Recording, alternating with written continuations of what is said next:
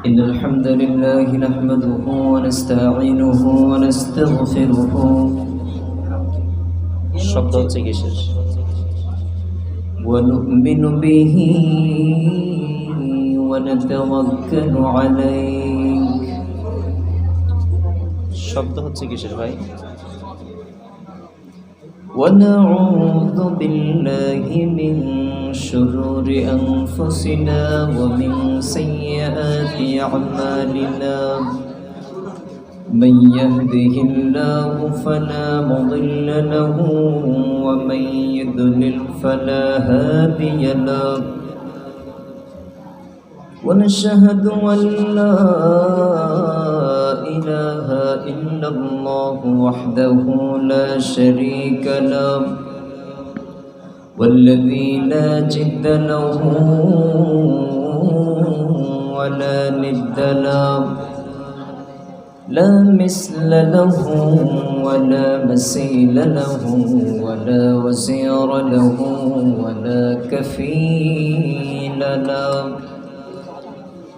لا شبه له ولا شبيه له لا ولد له ولا والد له وهو الواحد الفرد الصمد لم يلد ولم يولد ولم يكن له كفوا أحد ونشهد أن سيدنا ونبينا وحبيبنا وبشيرنا ونذيرنا وحبيبنا وطبيب أرواحنا وحبيبنا وحبيب ربنا محمدا عبد الله ورسوله أرسله بالحق بشيرا ونذيرا وداعيا إلى الله بإذنه وسراجا منيرا فقد قال الله تعالى في كلامه المجيد وفي فرقانه الحميد أعوذ بالله من الشيطان الرجيم بسم الله الرحمن الرحيم وقضى ربك ألا تعبدوا إلا إياه وبالوالدين إحسانا إن الله وملائكته يصلون على النبي يا أيها الذين آمنوا صلوا عليه وسلموا تسليما اللهم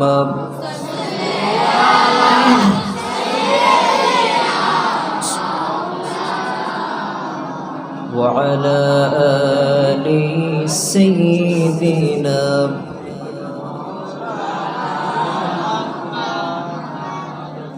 তোমারি নূরে রোশনি ধারা চাঁদ শুরু সুজালা তোমার নামে তসবিহ পড়ে আমরা জোড়াই গো প্রেম জ্বালা আল্লাহুম্মা সাল্লি আলা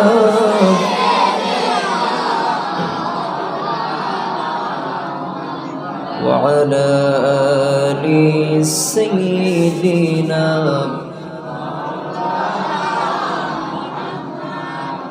আলহামদুলিল্লাহ, আল্লাহ সুবহানাহু ওয়া তাআলার দরবারে অসংখ্য শুকরিয়া যে আল্লাহ সুবহানাহু ওয়া তাআলা সারাদিন আমরা প্রতিযোগিতার মধ্যে অনেকেই ছোট্ট ছোট্ট মাসুম বাচ্চারা অংশগ্রহণ করেছে। এরপরে বিভিন্ন কেরাত, নাত, গজল, হাম, নাতে রসুল বিভিন্ন কাজে তারা শরীক হয়েছে। আল্লাহ সুবহানাহু ওয়া তাআলা প্রত্যেকের মনের বাসনাকে পূরণ করুক, পড়েন আমিন। এ পর্যন্ত যত ইসলামিক যত সম্মেলন হয়েছে এবং ভবিষ্যতে যত সম্মেলন হবে এই মাদ্রাসার পক্ষ থেকে প্রত্যেকটা সম্মেলনকে আল্লাহ তাআলা কবুল করুক, পড়েন আমিন। আমরা এখানে এসেছি বিভিন্ন দূর দূরান্ত থেকে একটাই উদ্দেশ্যে, একজনকে খুশি করার জন্য। তিনি কে? উদ্দেশ্যটা হচ্ছে আমাদের ইলম শিক্ষা করা। কি করা? আর এই ইলম শিক্ষা করে আমাদের জাতিকে সুন্দর একটি সমাজে পরিণত করা, ঠিক কিনা? এই জাতিকে যদি আমরা উপহার না দিতে পারি তাহলে এই পড়া, এই যে মাদ্রাসায় সারা বছর ধরে ডাল ভাত খেয়ে কষ্ট করে দিনের পর দিন রাতের পর রাত জেগে সুন্দরভাবে লেখাপড়া করে যদি আমরা জাতিকে সহি কথা, জাতিকে শুদ্ধ না করতে পারি তাহলে এই পড়ার কোনো দাম থাকতে পারে? তাহলে আমরা সর্বপ্রথম এই পড়া পড়ব কার জন্য? কোনো মানুষ দেখানোর জন্য আমরা পড়তে এসেছি? আমরা কাউকে দেখানোর জন্য আসি নাই, আমরা একজনকে দেখানোর জন্য এসেছি। তিনি কে? আমরা তাকে খুশি করে দুনিয়া থেকে বিদায় হতে চাই, ঠিক কিনা? আমরা যেহেতু মাসুম বাচ্চা, এখানে যারা এসেছে সবাই প্রায় নিষ্পাপ, কারণ 5 ওয়াক্ত নামাজ এরা কাজা করে। আমরা কি 5 ওয়াক্ত নামাজ কাজা করি? সাধারণ মানুষ কাজা করলেও আমাদের নামাজ কাজা হয়, কারণ আমরা যদিও দুষ্টামি করে যদি নামাজ বন্ধ করতে চাই, ওস্তাদজিরা আমাদের পিছনে আছে না নাই? আছে। এজন্য করে এই মাদ্রাসার ছাত্ররা রাতের আধারে সবাই যখন ঘুমিয়ে থাকে নীরবে নিস্তব্ধে নিশিরাতে শীতের রাত্রে, তখন অনেক ছাত্র আছে যেই সমস্ত ছাত্র উজু করে ঠান্ডা পানি দিয়ে উজু করে তাহাজ্জুদের নামাজে দাঁড়িয়ে যায়, ঠিক কিনা? আমরা কাউকে খুশি করার জন্য তাহাজ্জুদের নামাজে দাঁড়াই না, একজনকে খুশি করার জন্য। তিনি কে? তাহলে আমাদের উদ্দেশ্য হচ্ছে একটাই, আমাদের নেকি কামাই করে আমাদের জান্নাতে যেতে হবে। জান্নাতে যেতে চাই না আমরা সবাই? জান্নাতে যেতে হলে আমাদের সর্বপ্রথম ইলম শিক্ষা করতে হবে, ইলম শিক্ষা করে ইলম অনুযায়ী আমল করতে হবে, ঠিক কিনা? আর আমি যে একটি আয়াতে কারিমা তেলাওয়াত করেছি, কারণ এখানে সবাই মাসুম বাচ্চা, ভবিষ্যতে আমরা পিতামাতার খেদমত করতে চাই কি চাই না? আগে থেকে আমাদের এই ট্রেনিংটা নিতে হবে কিভাবে আমার পিতামাতার খেদমত করব। রাজি আছো? তাহলে আমরা মাদ্রাসায় এসেছি একটাই উদ্দেশ্যে, সেটা হলো কার উদ্দেশ্যে? আল্লাহর উদ্দেশ্যে এসেছি। এখানে যারা আছে হাফেজ কয়জন আছে? সবাই হাফেজ? মাশাআল্লাহ। আমি তো হাফেজ না, যদি আয়াত ভুল পড়ি ভুল ধরবা তো সবাই? যেটা ভুল সেটা ভুল, ঠিক কিনা? আচ্ছা, যাই হোক, তাহলে সবাই হাফেজে কোরআন। এমন একটা মজলিস আমি বসেছি যেই মজলিসে সবাই হাফেজে কোরআন পড়ি, আলহামদুলিল্লাহ। কারণ হাফেজে কোরআন ওই ব্যক্তিকে আল্লাহ তাআলা হাফেজ হিসাবে কবুল করেন যাকে তিনি পছন্দ করেন, ঠিক কিনা? আল্লাহর প্রিয় বান্দা না হলে তাকে কি তার প্রিয় বান্দা, তার হাফেজে কোরআন, তার যে 30 পারা কোরআন, এই কোরআনটা কি তার সিনায় ঢোকায়? কারণ আমরা যারা হাফেজে কোরআন হয়েছি, প্রত্যেকটা হাফেজে মানুষ হচ্ছে এক একটা লাউহে মাহফুজ। সুবহানাল্লাহ পড়েন। কারণ লাউহে মাহফুজের মধ্যে আল্লাহ তাআলা কি সংরক্ষণ করে রাখছেন? কথা বলো তোমরা। লাউহে মাহফুজের মধ্যে আল্লাহ তাআলা যেই কোরআন সংরক্ষণ করে রাখছে, আমরাও সেই কোরআন অন্তরের মধ্যে সিনার মধ্যে আমরা গেঁথে রাখছি। তাহলে লাউহে মাহফুজ আর আমার সিনার মধ্যে কোনো পার্থক্য নাই। তাহলে আমাদের এক একটা সিনা এক একটা লাউহে মাহফুজ। তাহলে কেউ যদি আমাদের সাথে বেয়াদবি করে, আল্লাহ তাআলা তার পক্ষ থেকে জবাব দিয়ে দিবেন, ঠিক কিনা? এজন্য হাফেজে কোরআনদের সাথে কেউ যদি খারাপ আচরণ করে, লানত করে স্বয়ং কে? তাহলে আমরা হলাম কি? আমরা হলাম হাফেজে কোরআন। হাফেজে কোরআনের সম্মান কি ছোট নাকি বড়? হাফেজে কোরআনের সম্মান কম না বেশি? আচ্ছা, তোমাদেরকে যদি আমি প্রশ্ন করি, একটা কাপড়ের গিলাফ, এই যে 30 টাকা 40 টাকা গজ পাওয়া যায়, এই দিয়ে তো আমরা কোরআনে কারিমের গিলাফ বানাই, ঠিক কিনা? কিন্তু এই গিলাফের থেকে, এই গজের থেকে হাজার হাজার টাকা দামের গজের কাপড় আছে না? কথা বলো, আছে। যখন ওই কাপড়গুলো জমিনের মধ্যে পড়ে, অথবা কখনো সময় যদি আমরা পাড়া দিয়ে চলে যাই, পা পড়ে, ওই কাপড়কে কি আমরা সালাম করি? অথবা ওই কাপড়কে কি আমরা বুকে ধারণ করি? অথবা চুমা খাই? খাই না। কিন্তু যখন একটা কোরআনের গেলাফ 30 টাকা গজ, এই কাপড়টা যখন জমিনের মধ্যে পড়ে যায় অথবা আমাদের সামনে পড়ে, সঙ্গে সঙ্গে আমরা উঠাই সেটা আমার বুকে নেই এবং চুমা খাই, ঠিক কিনা? কারণ একটাই, শুধুমাত্র কোরআনের সাথে সংস্পর্শ লেগেছে। কার সাথে? একটা কাপড় টাকা দাম, 30 টাকা গজের কাপড় যদি কোরআনের সাথে সংস্পর্শে লাগার কারণে কাপড়ের যদি দাম বেড়ে যায়, আবার একটা যদি লক্ষ্য করে দেখেন, সামান্য কাঠ, এই কাঠ দিয়ে আমরা কি তৈরি করি? রিয়াল তৈরি করি। এটা দামি কাঠ দিয়ে কিন্তু রিয়াল তৈরি করা হয় না, সামান্য কাঠ দিয়ে রিয়াল তৈরি করা হয়। কিন্তু দামি দামি কাঠ দিয়ে আমরা বিভিন্ন আসবাবপত্র তৈরি করি, আলনা তৈরি করি, শোকেস তৈরি করি, খাট তৈরি করি, পালঙ্ক তৈরি করি, ঠিক কিনা? তো এই কাপড়ের, এই যে আলনার ওপরে, খাটের ওপরে, শোকেজের গায়ে পা লাগলে আমরা কখনো সালাম করি? কিন্তু রিয়ালের গায়ে পা লাগলে সালাম করি, বুকের মধ্যে নিয়ে নেই। ঠিক তদ্রূপ একটা কাপড়ের দাম যদি কোরআনের সাথে লাগার কারণে বেড়ে যায়, একটা কাঠের দাম যদি কোরআনের সাথে লাগার কারণে বেড়ে যায়, যেই মানুষের ভিতরে কোরআন থাকবে ওই মানুষটার দামও আল্লাহ বাড়িয়ে দেয়। তাহলে আমাদের দাম আল্লাহর কাছে কম না বেশি? শুধু বেশি না, অনেক বেশি। যেই মানুষের ভিতরে কোরআন থাকবে এই মানুষটাকে দামি করবেন কে? আর এই কোরআনটাকে কি জন্য পাঠিয়েছেন আল্লাহ তাআলা? ছোট্ট একটা উদাহরণ দিলে আপনারা বুঝতে পারবেন কেন এই কোরআনটা নাজিল করলেন, কেন এমন এক সময় এই কোরআনটা পাঠালেন। আল্লাহ সুবহানাহু ওয়া তাআলা বললেন, আল্লাহ রাব্বুল আলামিন বললেন, হুয়াল্লাযী ইউনাজ্জিলু আলা আবদিহি আয়াতিন বাইয়িনাতিন লিইখরিজাকুম মিনাজ-যুলুমাতি ইলান-নূর। রাব্বুল আলামিন বললেন, গোলাম, এই কোরআনটাকে আমি কি জন্য পাঠিয়েছি? শোনো শোনো, এই কিতাবটা আমি কি জন্য পাঠিয়েছি? যেই সমস্ত মানুষগুলো অন্ধকারের মধ্যে নিমজ্জিত ছিল, যেই সমস্ত মানুষগুলো অন্ধকারের মধ্যে ছিল, আলোর দিকে সে ফিরে নাই কখনো, যেই সমস্ত মানুষগুলো আধারের মধ্যে ছিল, যেই সমস্ত মানুষগুলো পথহারা ছিল, এই সমস্ত মানুষদেরকে সুপথে আনার জন্য, যেই সমস্ত মানুষগুলো অন্ধকারের মধ্যে ছিল, মিনাজ-যুলুমাতি ইলান-নূর, এই সমস্ত মানুষগুলোকে আলোর দিকে নিয়ে আসার জন্য এই কোরআনকে আমি নাজিল করেছি। তাহলে এই কোরআনকে নাজিল করেছি পথ ভোলা মানুষদেরকে সুপথে আনার জন্য, অন্ধকারের মানুষগুলোকে আলোর পথে নিয়ে আসার জন্য কোরআনটাকে একজন নাজিল করেছেন, তিনি কে? আর এই কোরআনের হাফেজ হলাম আমরা, কারণ আমরা এক একজন এক একটা নূর। সুবহানাল্লাহ পড়ে। এই কোরআনটা কিয়ামতের ময়দানে আল্লাহ তাআলা এত ফোকাস করে দিবেন, এত তাজাল্লি করে দিবেন, কিয়ামতের ময়দানে গোটা হাফেজে কোরআন যখন উঠবে, কিয়ামতের ময়দানটা দেখা যাবে আলোকিত হয়ে গিয়েছে। সকল মানুষ জিজ্ঞাসা করতে থাকবে, কি ব্যাপার, অমুক প্রান্ত থেকে এত কিসের আলো দেখা যায়? তো বলে, অমুক হাফেজের বাবার মাথায়, কোরআনের হাফেজের বাবার, যে কোরআনের হাফেজের বাবা হয়েছে, তার মাথায় নূরের তাজ পরানো হয়েছে। সুবহানাল্লাহ। তাহলে এক প্রান্ত থেকে যখন তাজ বের হতে থাকবে, আলোকিত হতে থাকবে, সবাই তাকিয়ে দেখবে, কি ব্যাপার, এই লোকটার সম্মান এত কে দিয়েছে?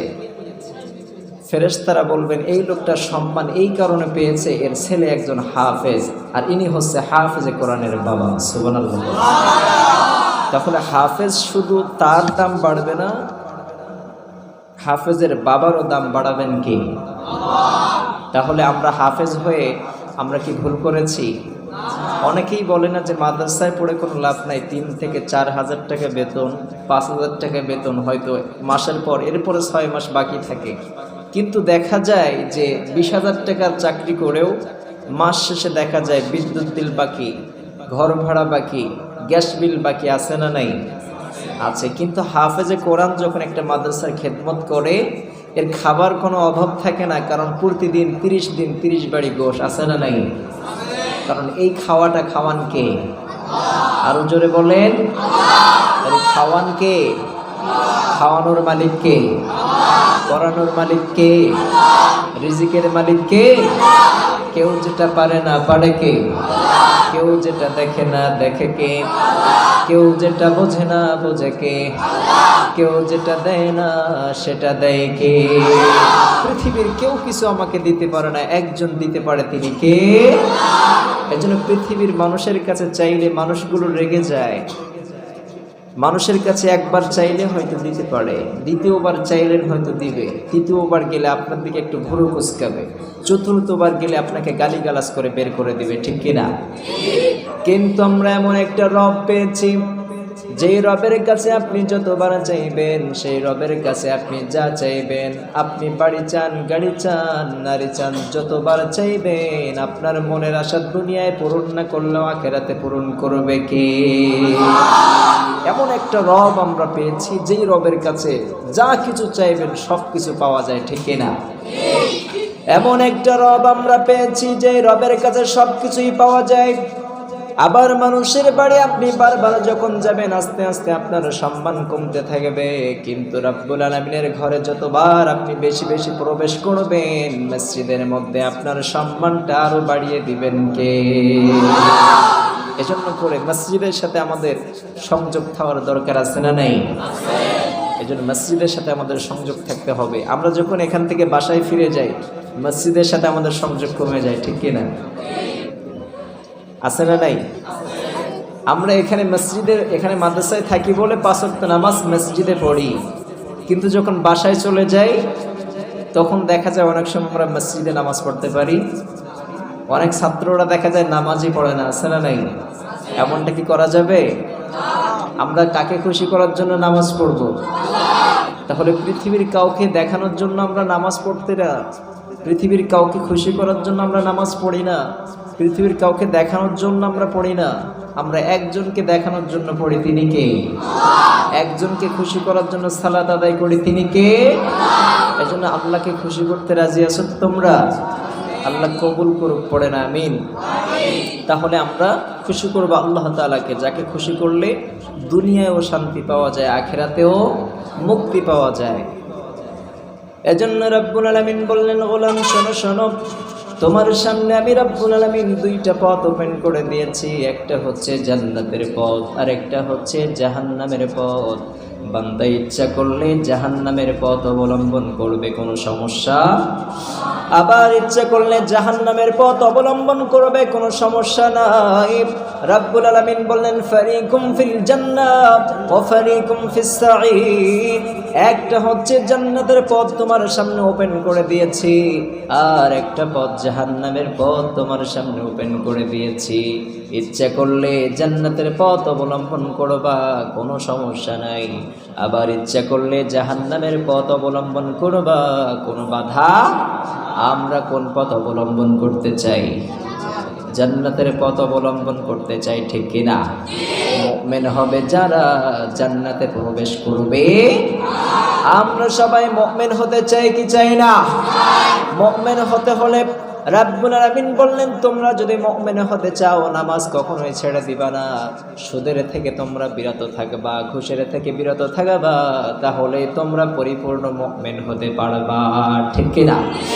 সুদের গুনাহ হচ্ছে সব থেকে বড় গুনাহ। আল্লাহ রাব্বুল আলামিন বললেন, ইয়া আইয়ুহাল্লাযীনা আমানুত্তাকুল্লাহা ওয়া যারু মা বাকিয়া মিনার রিবা ইন কুনতুম মুমিনিন।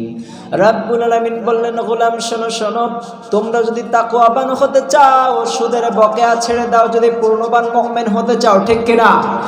আমরা যদি মুমিন হতে চাই, পরিপূর্ণ যদি ইমানদার হতে চাই, সুদের থেকে আমাদের বের হওয়া দরকার আছে না নেই? এলাকার মধ্যে অনেক মানুষ আছে যারা সুদ খায়, ঘুষ খায়, আছে না নেই? এজন্য রাব্বুল আলামিন এই এলাকাটাকে সুদ এবং ঘুষ থেকে মুক্ত করে দিক, পড়ে না আমিন। যারা শ্রোতা হিসাবে আছেন, যতদিন বেঁচে থাকবো ঘুষ এবং সুদ থেকে আমাদের হেফাজত করুক, পড়ে না আমিন। আল্লাহ সুদ ঘুষ থেকে আমাদেরকে সকলকে হেফাজত করুক, পড়ে না আমিন। তাহলে আজকে আমরা কথা শুনবো, পিতামাতার আলোচনা কিছুটা শুনবো ইনশাআল্লাহ। তাহলে আমরা সর্বপ্রথম শুনবো ওয়াকাযা রাব্বুকা আল্লা তা'বুদু ইল্লা ইয়্যা। আল্লাহ সুবহানাহু ওয়া তাআলা বললেন সর্বপ্রথম আমার ইবাদত করবা। কার ইবাদত? ইবাদত করতে হবে কার? ভিন্ন কারোর ইবাদত করা যাবে? ভিন্ন কারোর ইবাদত করলে মায়ের আছে না নাই? কথা বলেন, জাহান্নামের শাস্তি আছে না নাই? আচ্ছা, আমরা ভিন্ন কাউকে ইবাদত করি না, আমরা একজনকে ইবাদত করি। চিল্লায় বলতে হবে তিনি কে? আমরা আল্লাহ তাআলার ইবাদত করি, যাকে ইবাদত করলে দুনিয়া ও শান্তি, আখিরাতে মুক্তি। ঠিক কিনা? এজন্য রাব্বুল আলামিন বললেন, গোলাম শোনো শোনো, ভিন্ন কাউকে তুমি কখনোই ইবাদত করবে না, আমাকে ইবাদত করবা। পৃথিবীর কাউকে ইবাদত করার জন্য আমি উপযুক্ত করি?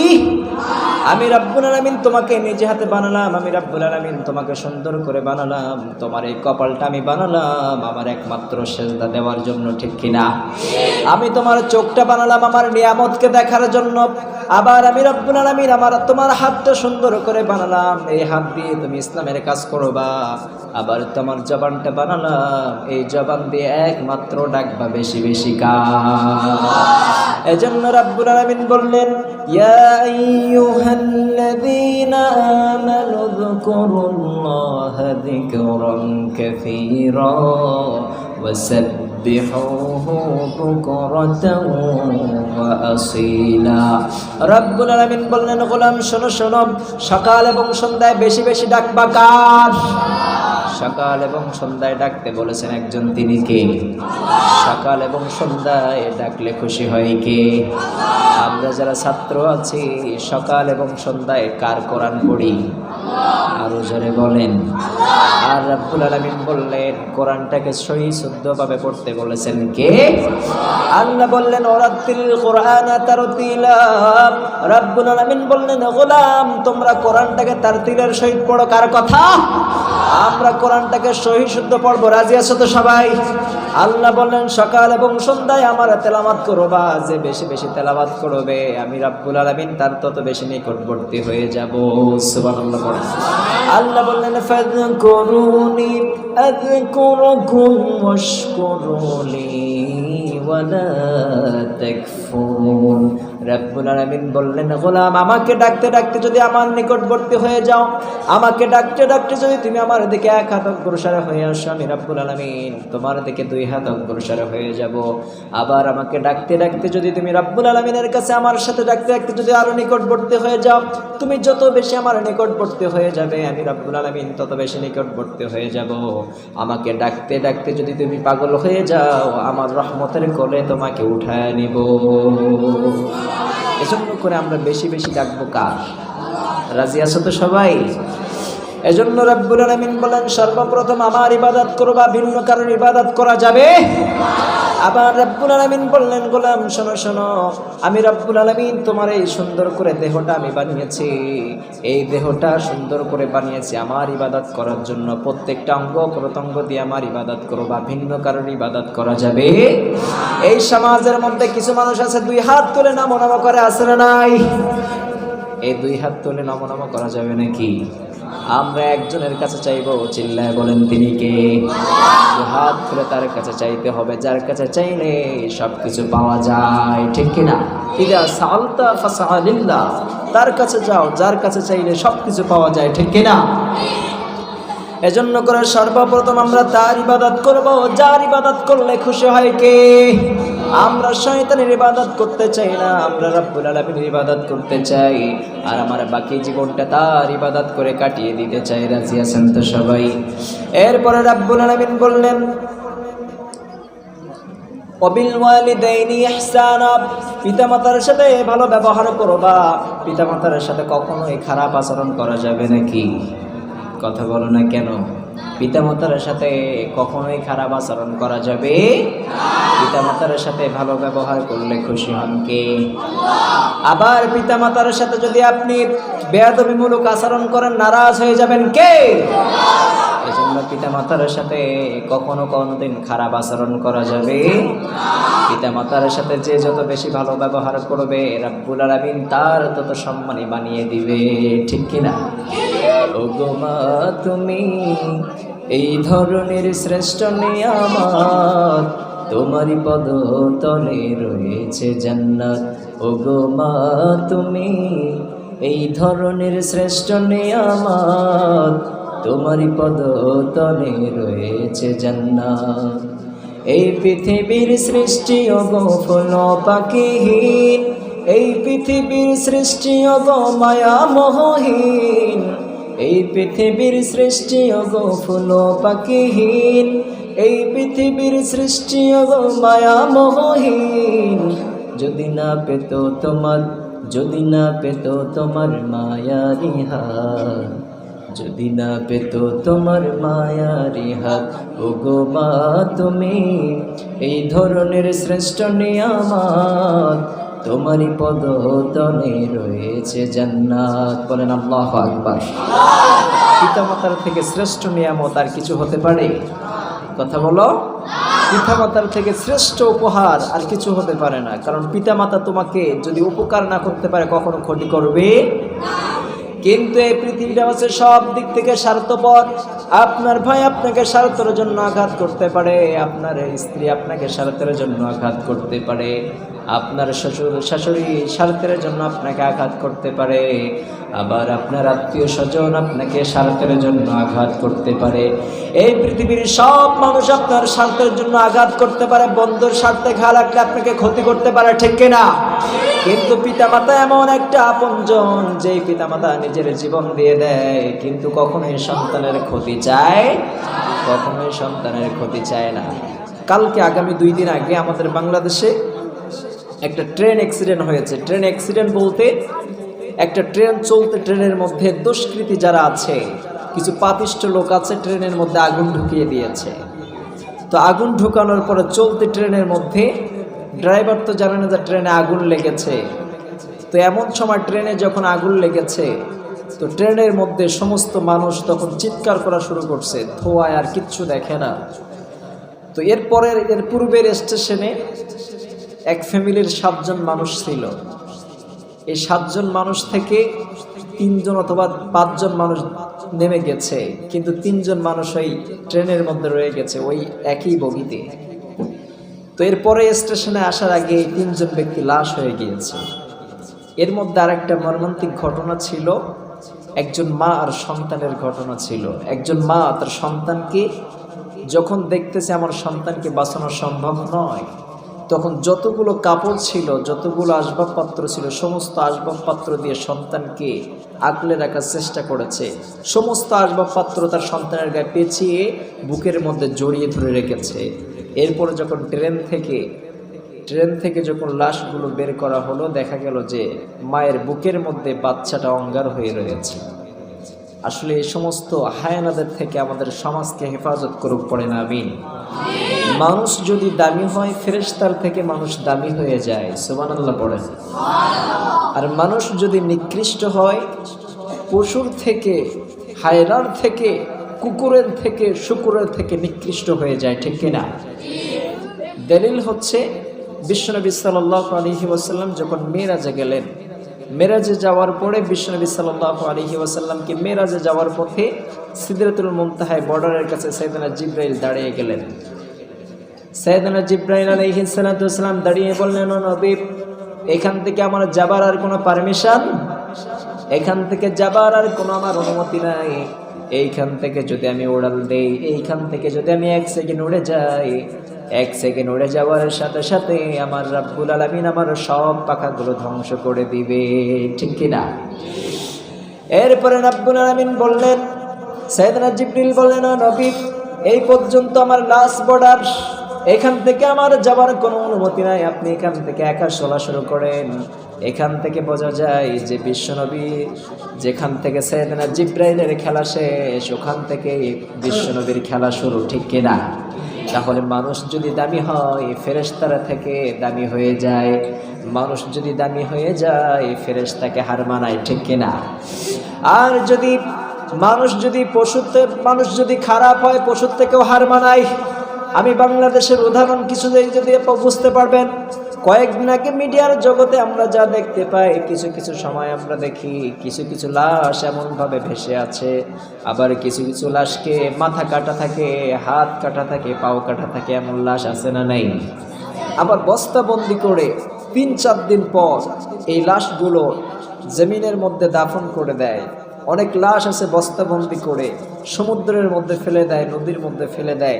3-4 দিন পর এই লাশগুলো যখন কিনারায় ভেসে আসে, এই লাশ দেখে আমরা অবাক হই যে কি অবস্থা, তাদের চোখ নাই ঠিক মতো জায়গায়, লাশগুলো ফেপে উঠেছে, ফুলে উঠেছে, চোখের জায়গায় চোখ নাই, কানের জায়গায় কান নাই, ঠোঁটের জায়গায় ঠোঁট নাই। মানুষ যদি খারাপ হয় তাহলে পশুর থেকে বলহুম অদল, পশুর থেকেও নিকৃষ্ট হয়ে যায়, ঠিক কিনা? একটা পশু কখনো আর একটা পশুকে হত্যা করে 10 টুকরা 12 টুকরা করে নাকি? কথা বলেন। একটা পশু আর একটা পশুকে মেরে কখনো 2 টুকরা 3 টুকরা করে না।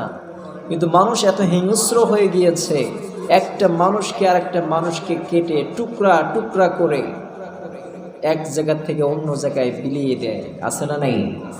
আমাদের মায়ানমারের একটা ঘটনা ঘটেছে কয়েকদিন আগে, কমপক্ষে 2 থেকে 3 মাস আগে, যে তার বন্ধুকে, নিজের বন্ধু, তাদের সাথে বন্ধুত্ব করেছে, বন্ধুত্ব করে তাকে ডাক দিয়েছে তাদের বাসায়। ডাক দেওয়ার পরে ডেকে নিয়ে তাকে হত্যা করে গোশত রান্না করে ওই গোশত দিয়ে তারা সেলিব্রেট করেছে। পাহাড়ি মানুষ তারা। মানুষ যদি জঘন্য হয় তাহলে পশুর থেকে কি হয়? নিকৃষ্ট হয়ে যায়। এই সমস্ত হায়না মানুষ থেকে আমাদের সমাজকে হেফাজত করুক, পড়ে না আমিন। তাহলে পিতামাতাকে আমরা কখনো কষ্ট দিব? স্বার্থের জন্য মানুষ সবাই সব কিছু করতে পারে, কিন্তু পিতামাতা স্বার্থের জন্য সন্তানের ক্ষতি করতে পারে? কথা বলেন। কিন্তু পিতামাতাকে আমরা ভালোবাসতে চাই না, আমরা চাই বন্ধু বান্ধবকে দিয়ে সব শেষ করে দিতে চাই, সব খাইয়ে দিতে চাই, কিন্তু পিতামাতাকে আমরা ভালোবাসতে চাই না। কারণ মায়ের ভালোবাসা আর বন্ধুর ভালোবাসা এক হতে পারে? পিতামাতার ভালোবাসা আর আত্মীয় স্বজনের ভালোবাসা এক হতে পারে? পিতামাতার ভালোবাসা আর পৃথিবীর সবার ভালোবাসা একত্রিত করলে এক জায়গায় হতে পারে? এক জায়গায় হতে পারে না। আবার সন্তানদেরকে আমরা যখন ভয় পাই তখন ফু দেওয়ার জন্য ইমাম সাহেবের কাছে নিয়ে আসি না? ইমাম সাহেবের কাছে নিয়ে আসি, ইমাম সাহেব চুপচাপ করে ফু দিয়ে দেয়। কিন্তু এই সব ইমাম সাহেবের, গোটা পৃথিবীর ইমাম সাহেবের ফু যদি এক গ্লাসে রাখা হয়, আর পিতামাতা যদি বিসমিল্লাহ পড়ে যদি সন্তানের মাথায় হাত বুলিয়ে দেয়, সন্তানের গ্লাসে পানি ফু দিয়ে ওই পানিটা ভক্ষণ করতে বলে, গোটা পৃথিবীর ইমাম সাহেবের দোয়া বৃথা গেলেও